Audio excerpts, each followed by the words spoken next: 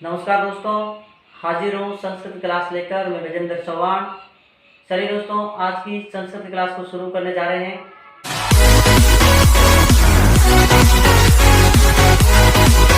तो देखिए, सर्वप्रथम अपन संस्कृत शब्द की चर्चा करते हैं कि संस्कृत शब्द का निर्माण कैसे हुआ, कौन सी धातु से, कौन सी उपसर्ग से, कौन सी प्रत्यय से हुआ, वो चर्चा करते हैं। तो सर्वप्रथम हम जानते हैं संस्कृत शब्द को। तो देखिए दोस्तों, संस्कृत शब्द को देखिए, इसमें किस किस से बना है ये। तो देखिए, इसमें कौन सा उपसर्ग है और कौन सा धातु है इसमें, और कौन सा प्रत्यय है। देखिए, उपसर्ग कौन सा लगा हुआ है, धातु कौन सी है और प्रत्यय कौन सा है, तो ये जानेंगे। तो देखिए, यहाँ पर पहला मिल रहा है स के ऊपर बिंदु है और सम, तो इसमें उपसर्ग होता है वो कौन सा है, सम उपसर्ग है। कौन सा उपसर्ग है, सम उपसर्ग। और जो धातु है वो क्या है, क्रे धातु है। कौन सी धातु है, क्रे धातु है।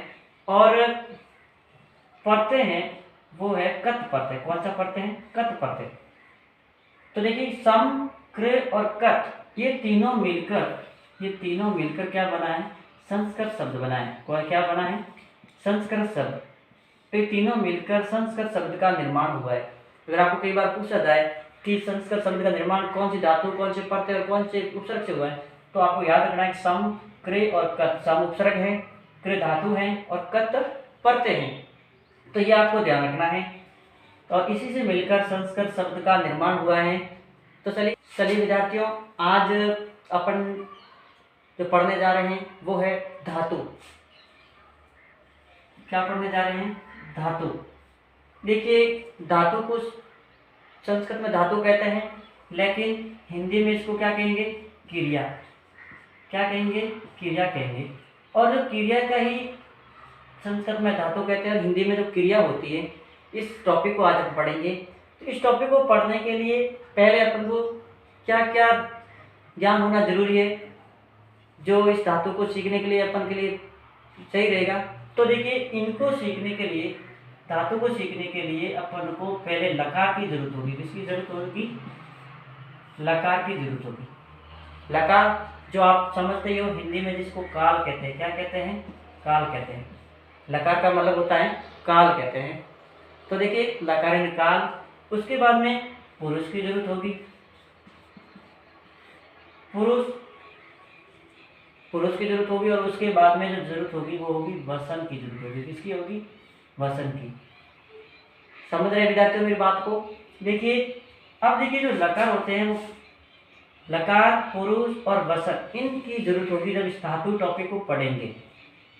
तो सर्वप्रथम अपन लकार को जान लेते हैं, लकार क्या क्या होते हैं।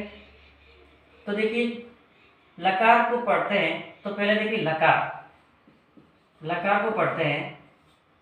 तो देखिए, लकार जो होते हैं वो संस्कृत में 5 होते हैं। कितने होते हैं, 5 लकार होते हैं। कितने होते हैं, 5। अब देखिए, 5 लकार कौन कौन से हैं, उनके नाम से अपन जान लें। तो देखिए, पहला जो लकार है वो है लट लकार। कौन सा है, लट लकार। लट लकार, जिसको कहते हैं वर्तमान काल। क्या कहते हैं, वर्तमान काल। और ध्यान रखिए विद्यार्थियों, लट का अर्थ होता है वर्तमान और लकार का अर्थ होता है काल। जो मैं आपको बता चुका हूँ, लकार यानी काल होते हैं और लकार यानी काल, और लट का मतलब होता है वर्तमान। तो ये वर्तमान काल हो गया। दूसरा है वो है लड़ लकार या लंग लकार। लड़ लकार और लड़ लकार, जिसको कहते हैं भूतकाल। क्या कहते हैं, भूतकाल। प्रिय विद्यार्थियों, जिसको कहते हैं भूतकाल। क्या कहते हैं, भूतकाल। लड़का भूतकाल होता है। और तीसरा जो होता है वो होता है लरित लकार। कौन सा होता है, लरित लकार। और लरित लकार, जिसका अर्थ होता है भविष्य काल। क्या होता है, भविष्य काल होता है। क्या होता है, भविष्य काल। लरित लकार का मतलब होता है, लरित यानी भविष्य, लकार यानी काल होता है। और जो चौथा होता है वो होता है लौट लकार। कौन सा होता है, लौट लकार।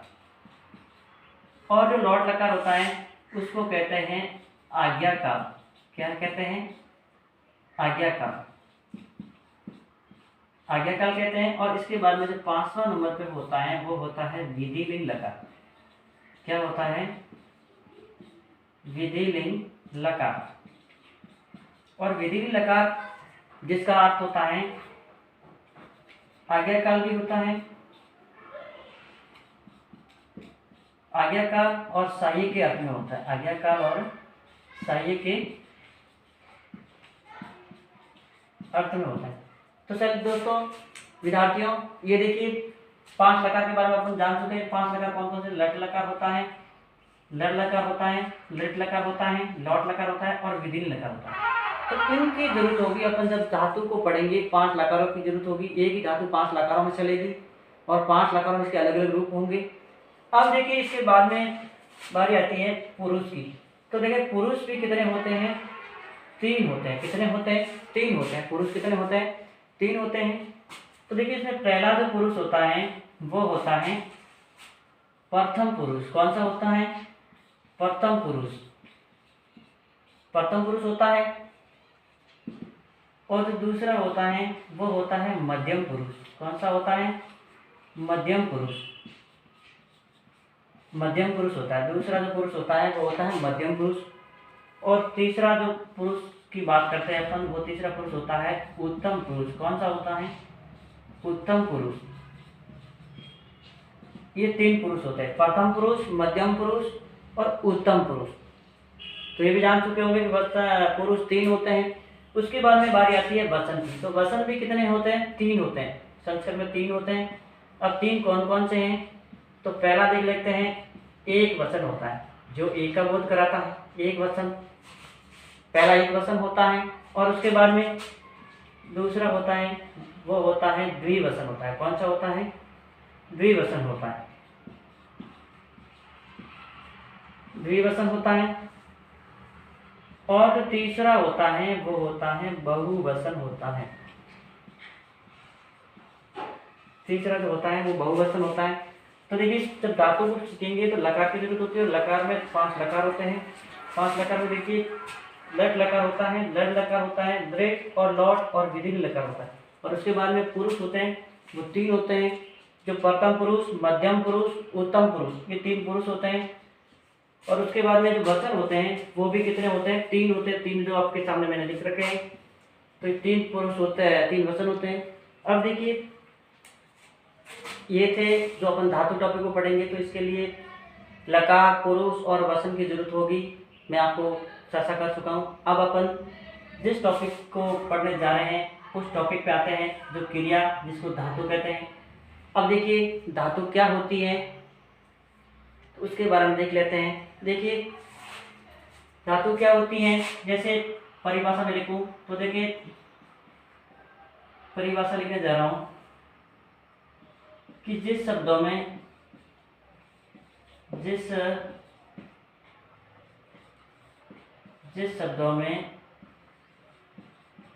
किसी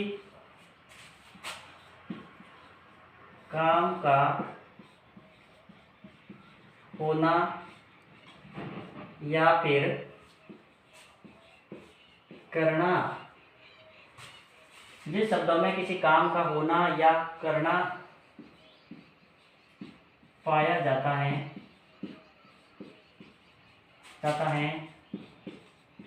उन्हें क्रिया या फिर धातु कहते हैं। देखिए जिस शब्दों में किसी काम का होना या फिर करना पाया जाता है उन्हें क्रिया कहते हैं। जैसे हिंदी में तो होती है करना, दौड़ना, चलना, फिरना, उठना, ये सब क्रिया होती है। लेकिन जो संस्कृत में होती है वो अपन देख लेते हैं, चर्चा कर लेते हैं, फिर इसको अलग अलग पढ़ेंगे, अलग अलग रूपों में, अलग अलग लकारों में पढ़ेंगे। तो देखिए जैसे पठ है तो इसका अर्थ होता है पढ़ना। क्या होता है? पढ़ना होता है। अब उसके बाद में लिख धातु है तो लिख का अर्थ होता है लिखना होता है। और जो वध धातु है, वध का अर्थ होता है बोलना। वध का अर्थ होता है बोलना होता है, वध वध धातु का अर्थ होता है बोलना। और उसके बाद में बक धातु होती है, बक, बक का अर्थ होता है बकना। क्या होता है? बकना होता है, बक यानी बकना होता है। और उसके बाद में रोद होती है, रोद, रोद का अर्थ होता है रोना। रोद का अर्थ होता है रोना होता है, रोद का अर्थ होता है रोना होता है। और अगली होती है पा धातु होती है, जो पिव में आदेश होती है, पिव, जिसका अर्थ होता है पीना। क्या होता है?